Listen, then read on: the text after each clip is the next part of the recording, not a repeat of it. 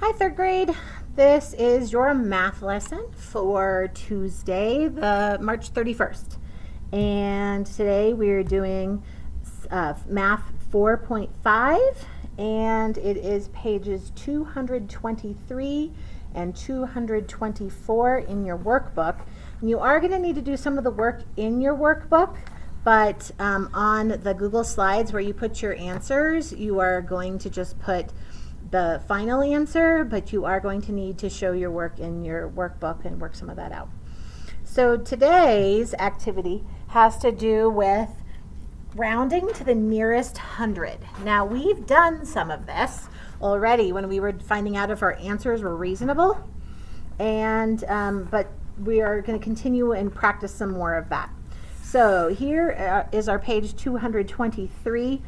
You are not going to see, you're only going to see this middle section as your part for your assignment today. Vocabulary, you'll notice it says estimate or estimate and round. And so estimate, again, is that mental math idea where you take an answer that's close to so that you can use your mental math to come out and see if your answer is a good one. And then round is the actual action of going up or down depending on what you see in the problem. So you'll notice, so we're going to start actually at the bottom here. And it says, explain your thinking. When you round a number to the nearest hundred, how do you know whether to round up or down? So we're going to take a couple of numbers and we're just going to practice with that. And then we're going to write that in actual words. So here is our number is 362. So we're going to take 362, and this is, we're rounding to the nearest hundred. So I'm going to underline that value and that place value. I'm going to round to the nearest hundreds, but I'm going to circle the place value that's to the right, because that value to the right is going to tell us whether we're going to round up or we're going to round down. And so if you remember from when we were rounding before, when we are looking at that number that's here, we have that cute little saying. So if it's 5 and above, give it a shove. If it's 4 and or below, lay it low.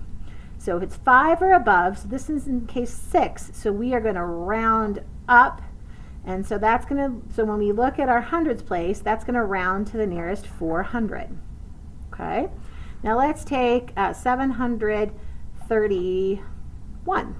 Let's take that one. And so I'm going to underline the 7, and I'm going to circle the 3, and I'm going to look at that 3, and I'm going to say, okay, if it's 4 and below, lay it low. And so this is not going to go down any, it's just going to stay the same. So I'm going to round that to the 700 value. All right, so then it says, so how do I know? Well, if I'm when rounding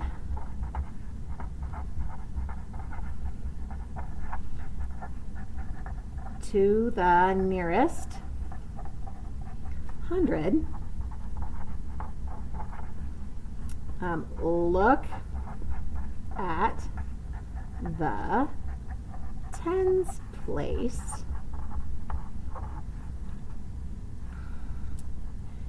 if it is over halfway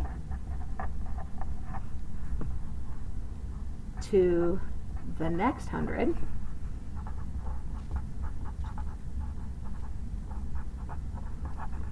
round up. If it is below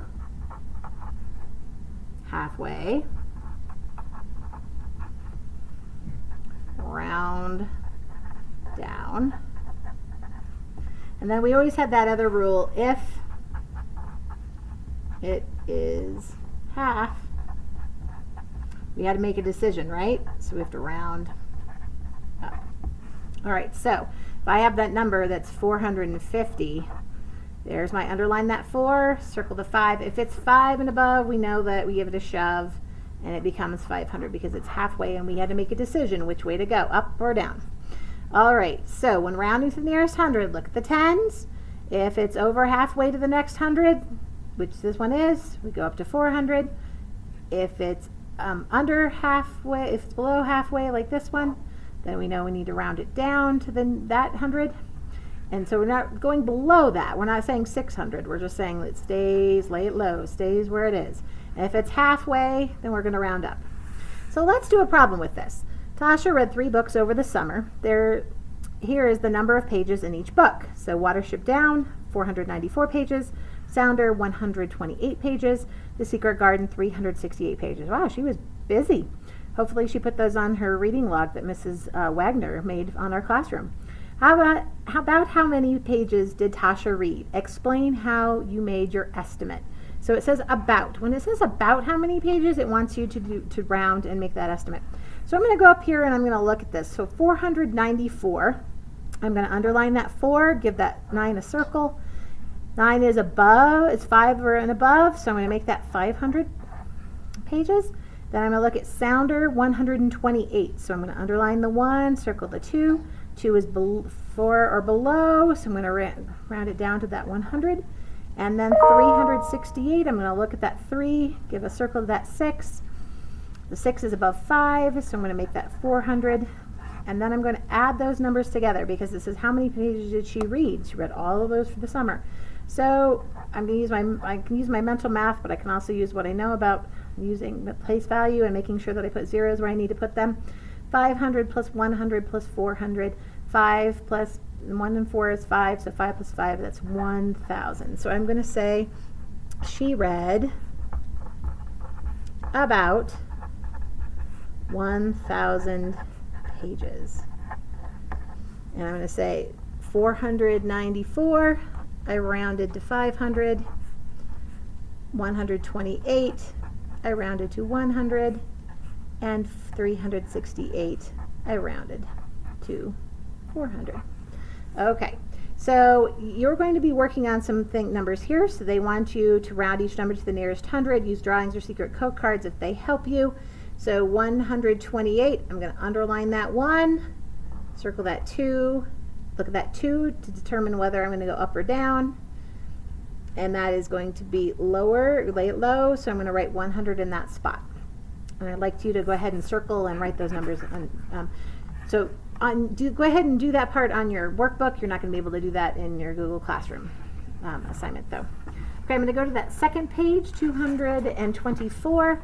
We're going to do just a couple of these, and then you're going to do the rest on your Google Slides. So this one says, at Lakeside School, there were 286 second graders, 341 third graders, and 377 fourth graders. About how many students are at Lakeside School? So about reminds us that we are doing some rounding here, and it says so by rounding to the nearest 100. So I'm going to take 286. I'm going to do my circling, my underlining. Because 8 is 5 and above, give it a shove. I'm going to round it to 300. Then 341 third graders. I'm going to underline that 3, circle that 4. That 4 is 4 and below, lay it low, so that's also 300. And then, did I skip one? Oh, no, 377. I'm going to underline, circle, that gives me 7. 7 is above 5, so I'm going to give it a shove. There we go. Now this is about how many students are there at Lakeside School. I'm going to need to add them up. So again, I know that my place values, I need to make sure that my zeros are there. 300s plus 300s plus 400s, right?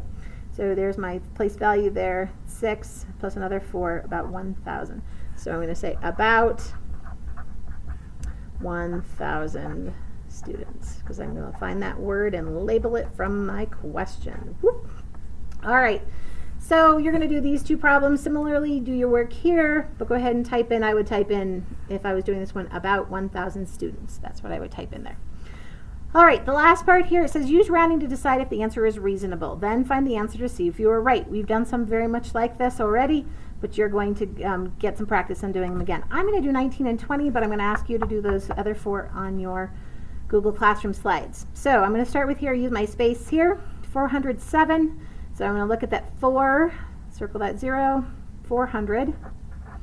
And then I'm going to look at 379, and I'm going to underline that 3, circle that 7, 7 and above, give it a shove, 400. Now, if I wasn't paying attention to my signs, I might add those together and get 800 and then go no. But you'll notice it's a subtraction sign. So if I do that, I'm going to end up with 0. 28, is that reasonable? Well, yes it is, because 28 would round down to 0, because it's not halfway up to the next 100, which would be 50. It's below that, so I need to round that down. So that is a reasonable answer. I am going to go ahead and use some space and double check that that is correct. 407 minus 379. 7 minus 9 cannot do that. I'm going to go over to the 0. That doesn't help me. Here's my 3. Here's my 9. Now I have 17 minus 9 equals 8. 9 tens minus 7 tens equal 2. There's 28, so I'm going to say reasonable. And the real answer is 28, because it asks to find the answer to see if you were right. So that is my correct answer. All right, so let's do number 20 here. So 535. Here's underline my 5, circle my 3, that's 500. 287, underline my 2, circle my 8, that's going to go up to 300. And I noticed it is an addition sign this time, so I'm going to say 800. Wow, 642, near 800. That is not reasonable. But I do want to find out my actual answer, so I'm going to go for 535 plus 287. Remember, you're doing this in your workbook, even though you're only doing the very last answer to me. So 5 plus 7 ones, 5 ones plus 7 ones is 12 ones. I have 2 ones left, and I turn that 10 ones into a 10. 1, 2, 3, 4. There's 4 tens plus another 8 tens. If I do my math correctly, that's 12. So I have 12 tens, so I have 2 tens left, and then I turn those 10 tens into 100. 100 plus 500 plus 200. Whew. 6 plus 2 more is 8. That is much closer to my answer, but over here, but definitely not that one here. Somebody didn't do a good job of their math. And I would write that there. That's a 2, sorry guys. All right, so this is the part that I would type into that section, not reasonable, comma, 822. All right, my friends, you've had enough of me today. So you're gonna do these 2, these 4 here, and that page on 223, that second section there. All right, I hope you guys have a great day, and I hope to see those assignments soon.